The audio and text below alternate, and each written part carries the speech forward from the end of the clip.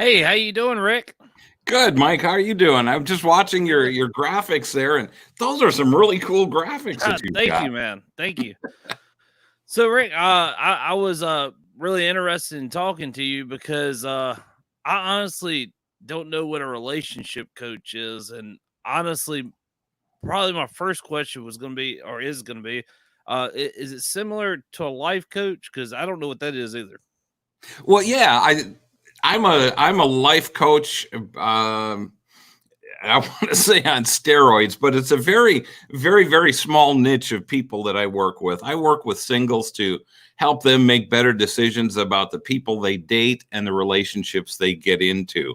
If there are couples or married folks, I tend to work with either one or the other, but not both. If we need to work with both of you, then I generally send those off to a counselor or a therapist because they're going to get way into the weeds with you. And I work with people probably from, I guess, for a flying analogy, I'm up at the 40,000 foot level, and I'm helping you recognize mistakes that you make and those types of things. I don't get into the counseling and therapy portion of it, so I leave that for the medical professionals. So, what being a relationship coach? What does that like? Really, what do you really do? I mean, Well, and what I'll do is I'll sit down with somebody, or today we Skype, or we talk on the phone or Zoom or that type of thing, but we talk about where they're at in their relationship, and I help.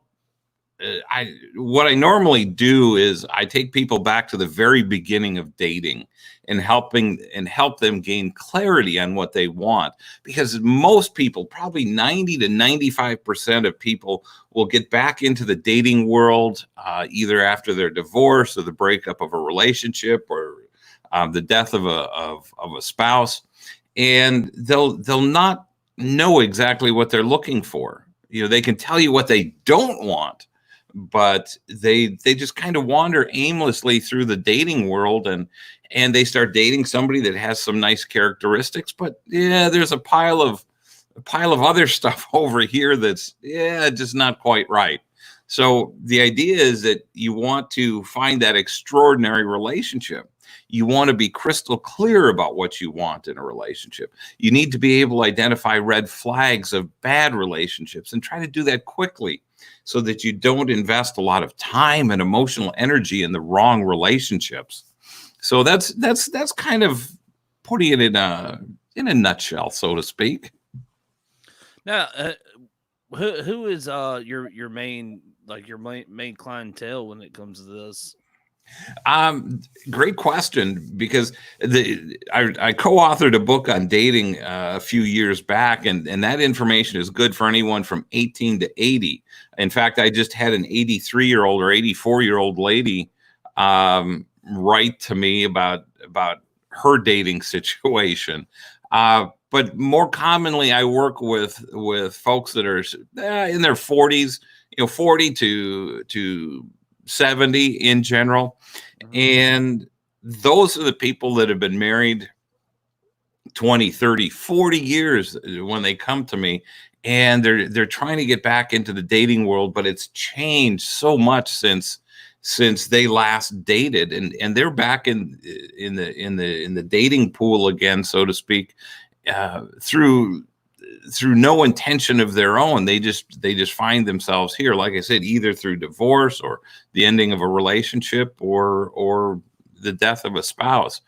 And so there's, like I said, it's just changed so much over the last 20 years that they need help in how to get started, and where to look even. Now, do you have any younger people?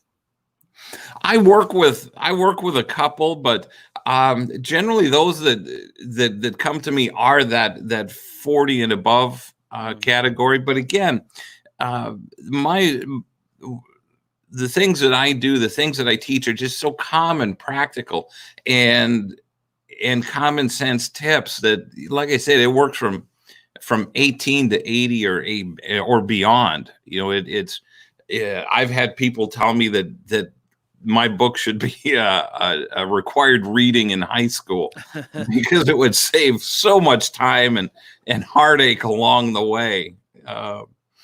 So Now, when you get a client and you're working with them, normally how long is the process? well, that I try to keep it short. If yeah, a lot of times I can talk to people for an hour, and that's all we need. But a lot of people just need a little guidance and a little tweaking. There are others that take a few sessions, and I try not to keep anybody um, coming back that long. My goal is to help you to get focused, get organized, and then move forward in a systematic way. And and I know that sounds kind of analytical and technical, but with from my background as a financial advisor, I learned how to take the emotion out of conversations. As a financial advisor, I had to talk to people about their money, and that can be a really emotional topic to a lot of people. And so, I help them step back out of the emotion, and I do the same thing with my clients. We step back out of the infatuation and raging hormones of new relationships and help them take a look and see if that relationship is really what they want or if they're settling. So it's a process that ideally I can work with people for a couple of sessions, 2, 3, 4 sessions. Some need more.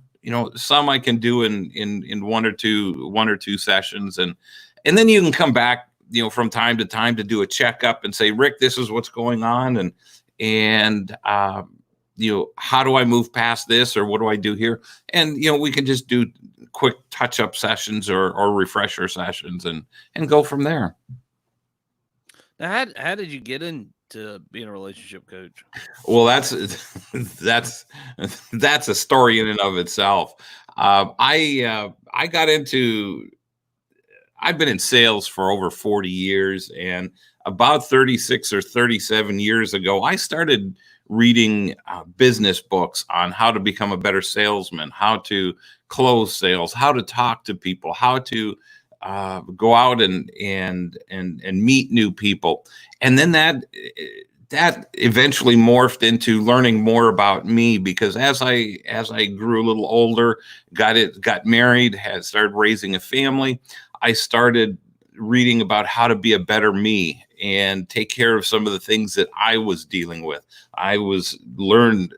Tried to learn how to be a better dad, a better husband, and so it just continued to grow. And like I said, I've been a student of this stuff for over 35 years, 36, 37 years. And the last couple of years, as I mentioned, I was a financial advisor. The last couple of years that I was in that business, it just wasn't my passion. And I recognized that I was more passionate about self-improvement than I was about financial planning. I loved what I did. I loved my clients, but it was time to start searching and thinking about other things. And so I was on the phone with a friend one day, and she quizzed me, and she says, well, what is your passion? And it took me about a week or 10 days, and I started thinking about my recently passed divorce, and just all the problems with relationships and marriage and all the divorce that's going on. And I started laying out the premise for a book, because I came to the conclusion that if we pay more attention to the issues up front and eliminate those issues up front, we can have a much stronger relationship on the back end. If we get married again, the marriage can be much stronger, because the problems we're going to be dealing with are going to be much smaller and much easier than try to fix a broken relationship or a broken marriage. So I started laying out the premise for a book, and she started throwing some ideas back at me, and I stopped and said, why don't you help me write this book? She stopped and said, okay. 2 or 3 days later, we had a working outline and we were off to the races. And about 2 months into the writing of the book, I recognized this is what I want to do when I grow up. So I ended up selling my financial planning practice and retiring from that career. And I've been doing this for about the last 7 or 8 years. Now, what was the process of writing a book like? Did you have any experience in that, or did she have any experience in it, or? Neither of us had any experience, and it was a huge learning curve. One of the things for me is I could write for about an hour to an hour and a half a day, and then I was just completely spent. And I'd have to go do something else, and it was an interesting process. It took us about 14 months, if I recall correctly, to get the book written and published. And there were some times, because she worked full time, I had retired to do this and be able to work on the books. It was much easier for me to do my writing, and it was sometimes a little bit like pulling teeth to get her contribution. But overall, I think we created a decent book, and there were some learning curves there that I hadn't expected. But as with any new task or any new project, you have to learn. Learn that there are going to be surprises, and I was surprised about a couple of things, but it was a fun project. And it's actually doing interviews like this. It's actually getting me thinking about the next book, and there's probably 2 or 3 more books in me. It's a matter of defining the time and allocating time to just start writing again. Now, I have to ask, during this whole coronavirus and people being quarantined, it would seem to me this would probably be like a peak season for you. Are you getting a whole lot more clientele come to you? Well, not yet. I think that's coming. It's been a month or 6 weeks, and it generally takes a little bit more time for that stuff to evolve. We'll probably see a few more divorces, or the divorce rate tick up slightly.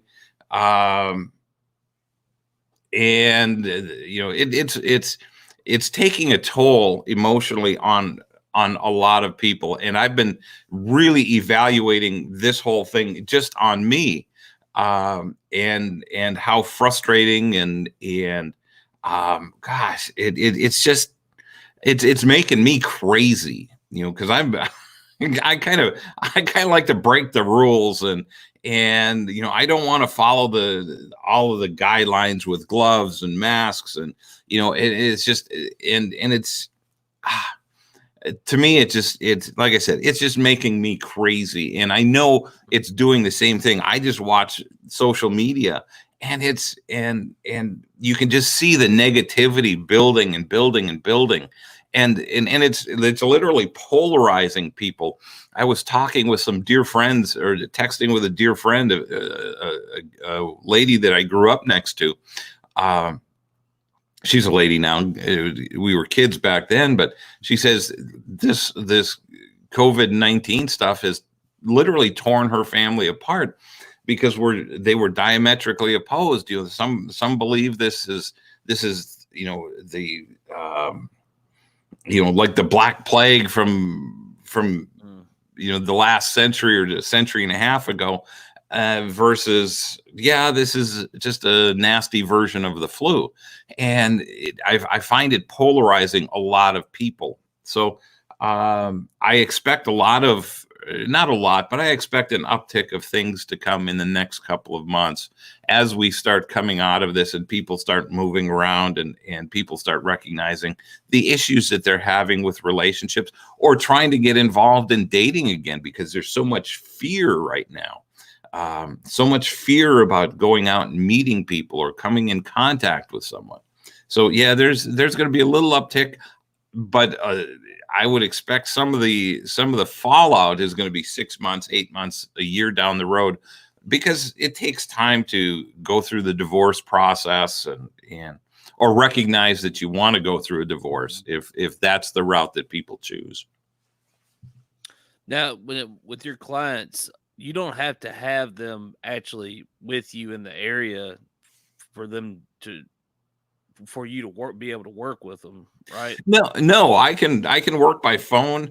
I used to have an office setting, and I found that was too sterile, and so I started going to places like Starbucks or Panera or uh, places like that where we could just sit, have a cup of coffee, and talk like friends.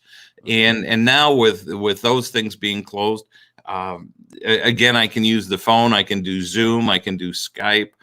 Do FaceTime. Where we can talk face to face. And the face to face contact is nice because then I can see what's going on. But I can also hear a lot of things in the tone of voice that people have, if they're really struggling.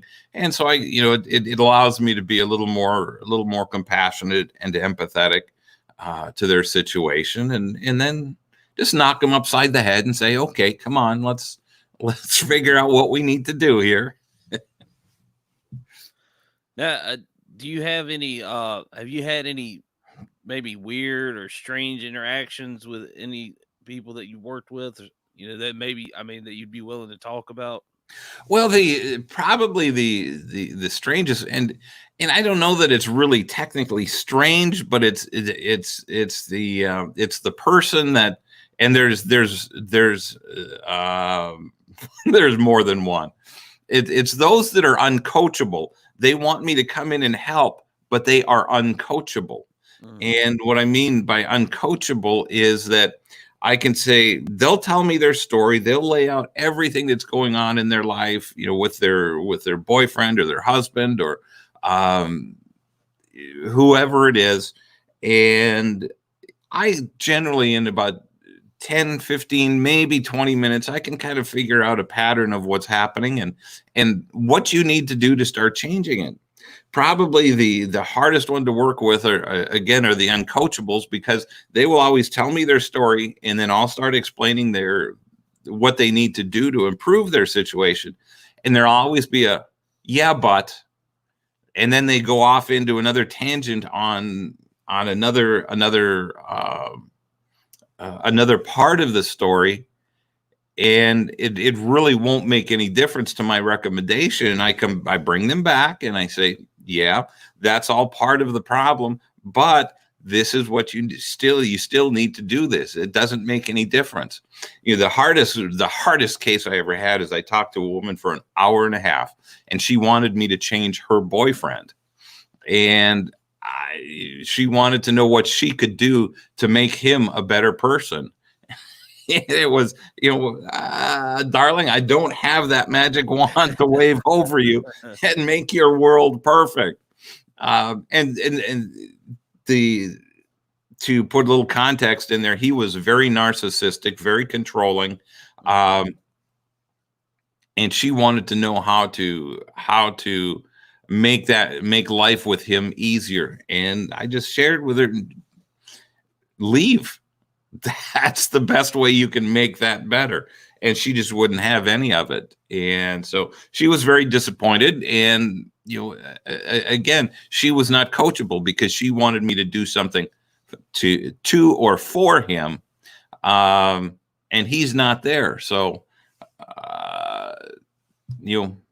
those are probably the strangest stories. You said you could take about 15, 20 minutes to figure out somebody's situation.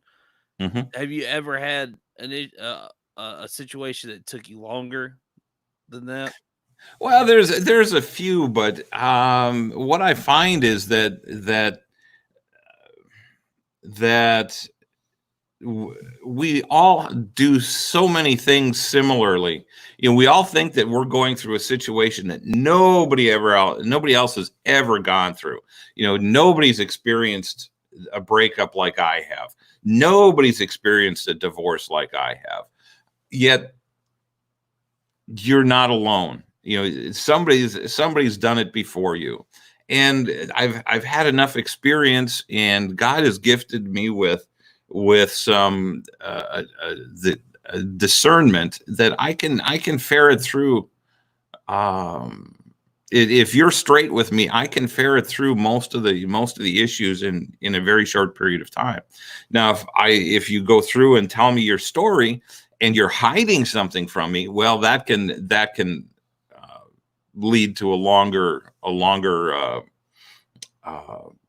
conversation. But yeah, generally in 15, maybe 20 minutes, I can pretty much decipher what's going on and start pointing you in the right direction. We may have to come back and revisit some things because a lot of times there are so many things going on, and I try to limit my advice each time that we talk, so that into bite-sized chunks, so to speak, so that you're not overwhelmed and trying to do too much at any given time.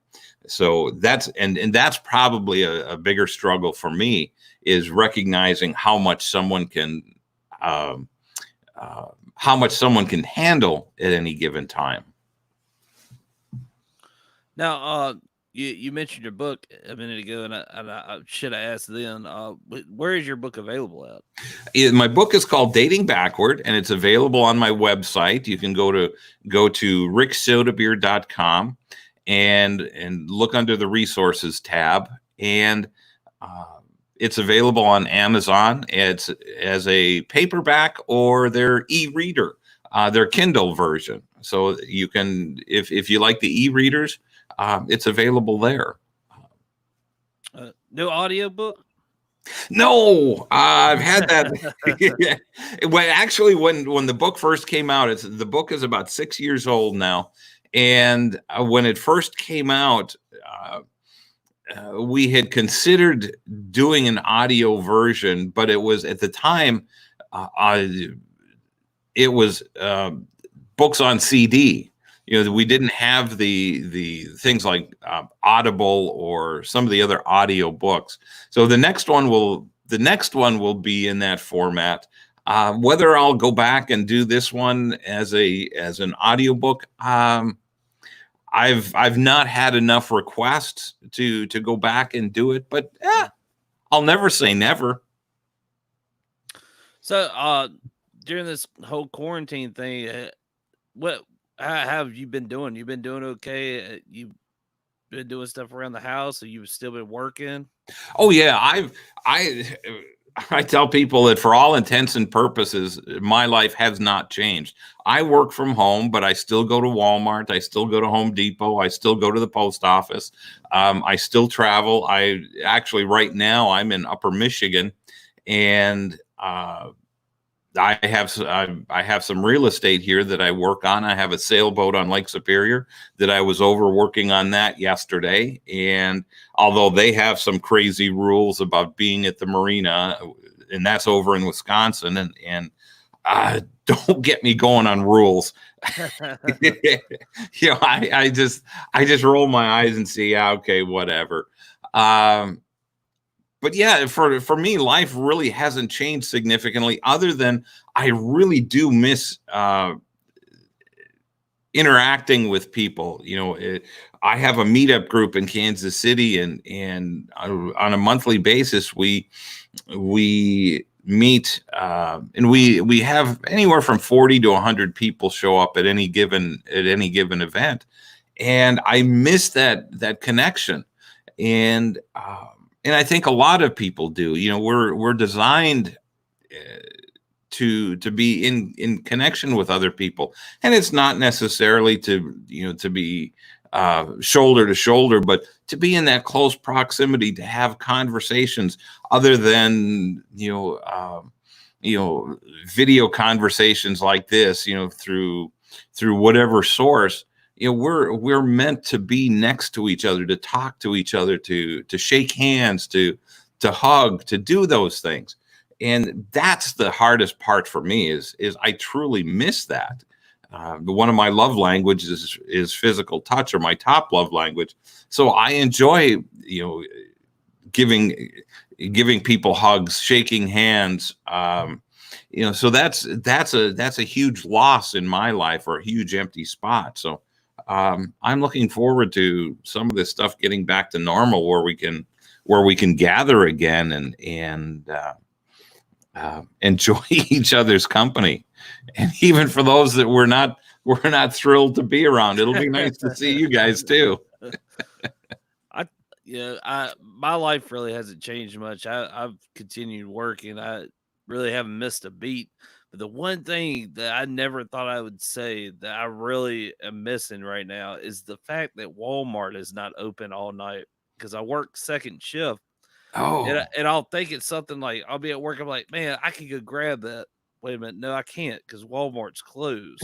It's so weird, because Walmart's the place, like, it only closes on Christmas, yeah.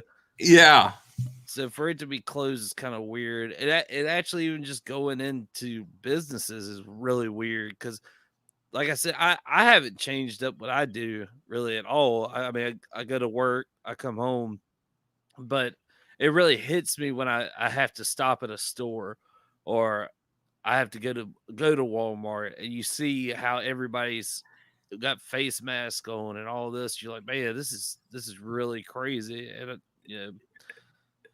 but I got a feeling that you will probably pick up a lot of business coming up soon, because so many people being at home with their spouses and figuring out, like, I don't know if this person is exactly who I thought they were. Or,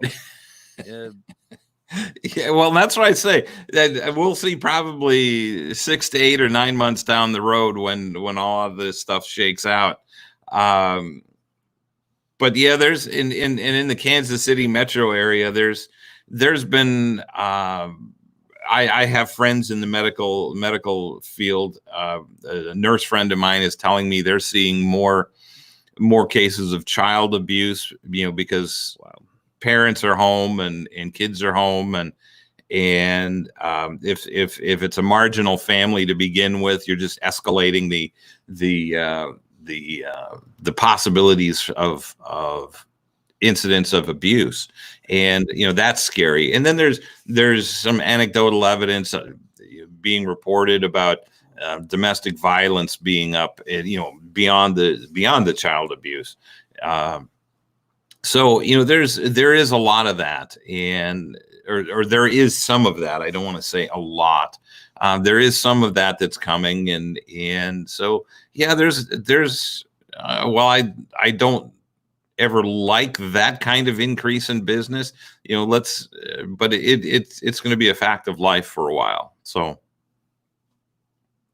Well, I mean, it's awesome that you're out there and you are available to people if they need you. Yeah, and I'm, it's that's probably one of the greatest gifts I've ever been given, is the ability to help people. It's people ask me what's my favorite part of coaching.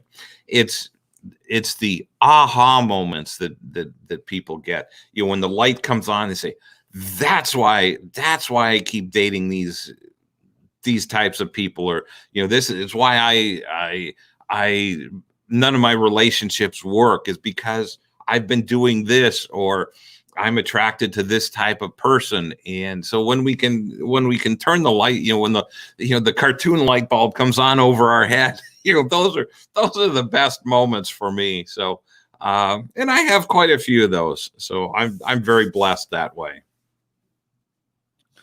Well, Rick, I don't want to hold you up too much, man. I really appreciate you coming on the show, and I hope to have you on again. Maybe once you get your second book wrote.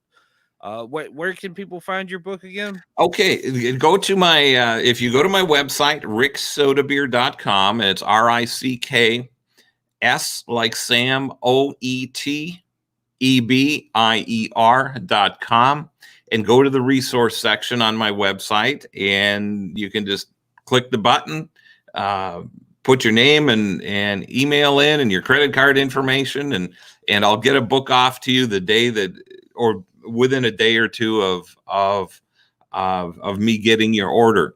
And then, or you can go to Amazon.com, and the book is called Dating Backward, A Practical Guide to Dating and Finding Your Soulmate. And again, it's available in a paperback or in the their Kindle book, their e-reader. And if they go to my, if your listeners go to my website, you can download a free PDF.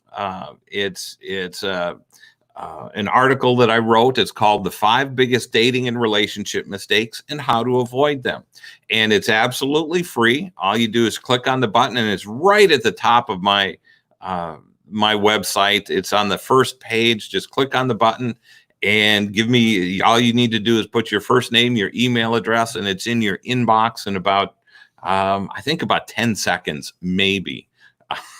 So, but that's a freebie that anyone in your audience can reach out and grab, and it'll automatically put you on my email list so that you can get my weekly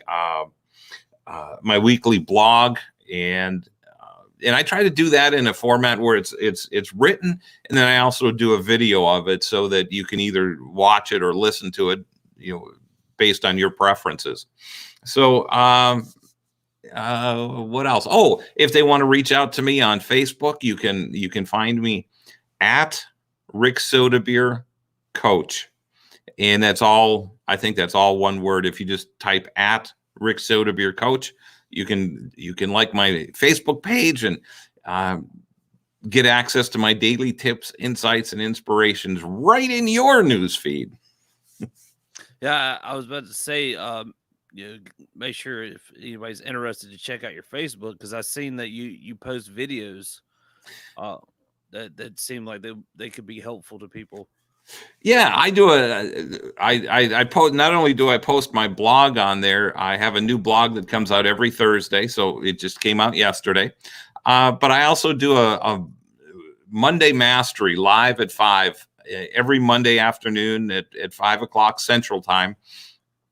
And just talking about whatever's happened over the weekend and how it relates to dating and relationships. So and that usually runs anywhere from 20 to 30 minutes. And it's just a interesting conversation. People will send me their comments or their questions, and I try to answer them live. And so it's a fun little venue for me. So. Well, Rick, thank you so much for coming on here, and hopefully we'll have you back once you get your next book going. Great. Sounds good. I've enjoyed it. Thanks for your time, Mike. Thank you.